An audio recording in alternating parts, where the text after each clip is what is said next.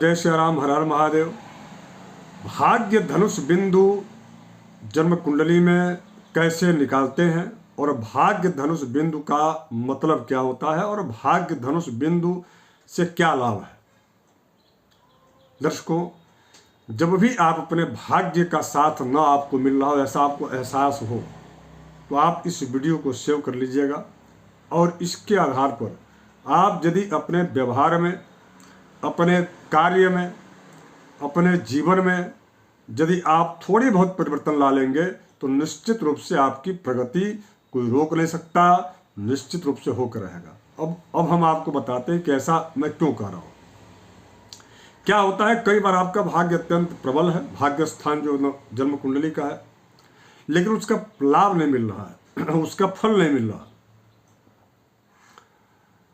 और आप देखते देखते आपके जस्ट बगल वाला जो व्यक्ति होता है बहुत आगे उसका जो है ग्रोथ हो जाता है और आप जहाँ थे वहीं जहाँ से चले थे वहाँ पुनः पहुँच जाते हैं, अर्थात सांप सीढ़ी वाली स्थिति बन जाती है। तो अथक प्रयास करने के बाद भी सफलता का न मिलना, इससे सिद्ध होता है कि भाग्य का साथ आपको नहीं प्राप्त हो रहा है। उसके लिए सबसे पहले आपको भाग्य धनुष बिंदु का भाव जो है उसको सुनिश्चित करना होगा, उसको निकालना होगा।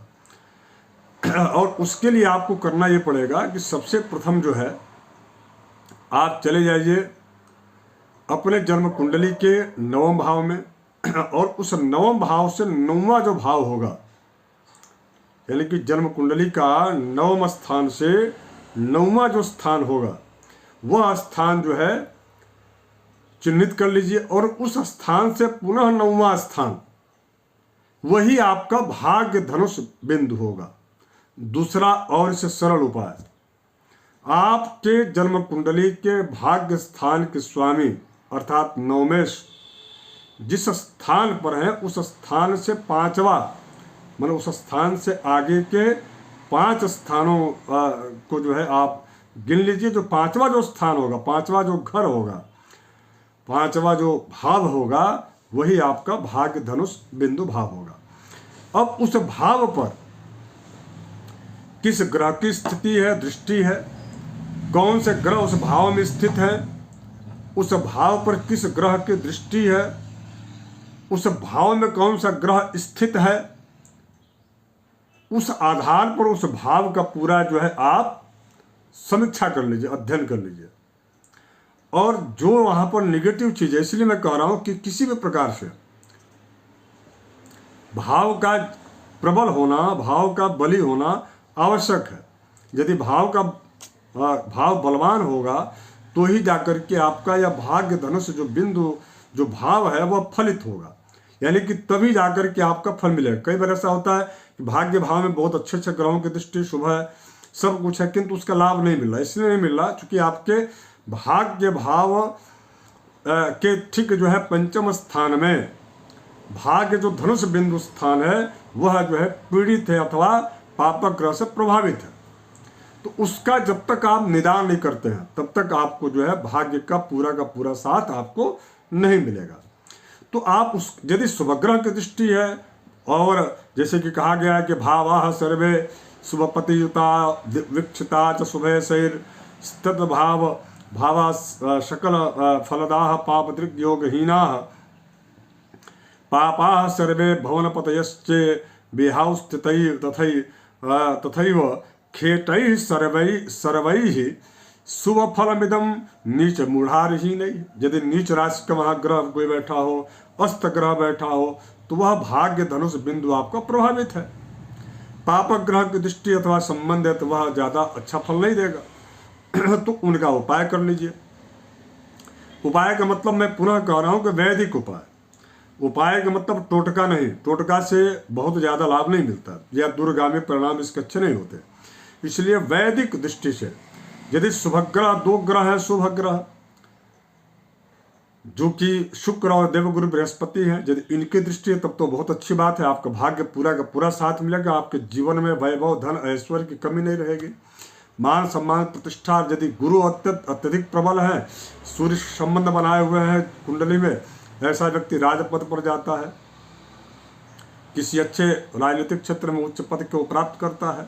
शुक्र का संबंधित वह अच्छा एक व्यापारी प्रतिष्ठित होता है, प्रतिष्ठित व्यापारी होता है। अब वो किस क्षेत्र का व्यापारी होगा वह अन्य ग्रहों के तुलनात्मक अध्ययन के आधार पर सुनिश्चित होगा, किंतु बड़ा व्यापारी होगा ये तय है। उसी प्रकार से बुध भी यदि स्वस्थ है, क्योंकि बुध यदि पीड़ित नहीं है, अस्त नहीं है, यदि वह स्वस्थ है, उनकी दृष्टि पड़े तो वह व्यक्ति तो भी व्यापार में और उसके साथ साथ में कलात्मक यानी कि कला के क्षेत्र में, वाणी अथवा जैसे ज्योतिष के क्षेत्र में, एंकरिंग के क्षेत्र में, या जो है डिजिटल प्लेटफॉर्म्स पर जो भी आजकल कार्य कर रहे हैं जिनमें वाणी का प्रयोग होता हो, आवाज़ का प्रयोग होता हो, गीत कला संगीत का यदि क्षेत्र है तो उसमें उससे संबंधित बुध जो है बहुत अच्छा सफल बनाते हैं। इसी प्रकार से अगर यदि चंद्र शुभ स्थिति वाला चंद्र हो, पाप न हो चंद्र, और वह यदि देख रहे हो तो इसका मतलब ये कि वह व्यक्ति जो है वास्तव में अपने जीवन काल में एक अच्छा सम्मान, मान और धन समृद्धि प्राप्त करता है। यदि शनि दृष्टिगोचर कर रहे हैं तो उसके जीवन में भाग्य पूरा साथ नहीं देगा, और भाग्य जब साथ देगा तो वह व्यक्ति दूसरे किसी क्षेत्र में कार्य करना शुरू कर देता है, जिसकी वजह से वही कहा जाता है ना कि जो है बहुत बड़े के लिए हमने प्रयास किया और न बड़ा मिला, और जो छोटा था वो भी चला गया। तो ऐसा देखा जाता है। राहु की यदि दृष्टि होती है तो ऐसा व्यक्ति जो है उग्र होकर के और कई बार अच्छे से अवसरों को लात मार करके और वह व्यक्ति बिल्कुल जीरो पर आ जाता है। तो ये राहु का प्रभाव है। केतु का यदि प्रभाव है तो वह व्यक्ति बहुत उदासीन व्यक्ति होता है, उसको बहुत ज़्यादा अपने भाग्य के साथ की आवश्यकता नहीं होती, वह बिल्कुल जो है अलख निरंजन बोलते हुए अपने जीवन को यापन करता है। तो इस प्रकार से सूर्य की यदि दृष्टि है तो सूर्य में दोनों चीज़ें हैं।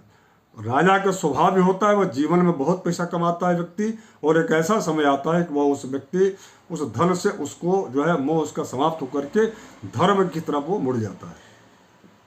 कई इसके प्रमाण हैं, कई ऐसे राजा हुए जो कि बहुत अच्छे राजा जो है अपने प्रजा की खूब सेवा किए और अंतिम समय वो ऋषि के रूप में, राजा ऋषि के रूप में अपना जीवन व्यतीत किए। तो ऐसा कई सारा प्रमाण है। तो इस प्रकार से समझना चाहिए, भाग्य धनुष जो बिंदु होता है वह ये कह सकते हैं आप कि भाग्य का आपकी भाग्य की चाबी है। जैसे तीसरा भाव चाबी होता है ना, उसी प्रकार से भाग्य धनुष बिंदु का भी चिंतन करना नितांत आवश्यक है। वो भी तब जब आप अथक प्रयास करके थक गए हों और आपको सफलता न मिल रही हो, तो आप इसका जरूर जो है अध्ययन करें। धन्यवाद। जय श्री राम। हर हर महादेव।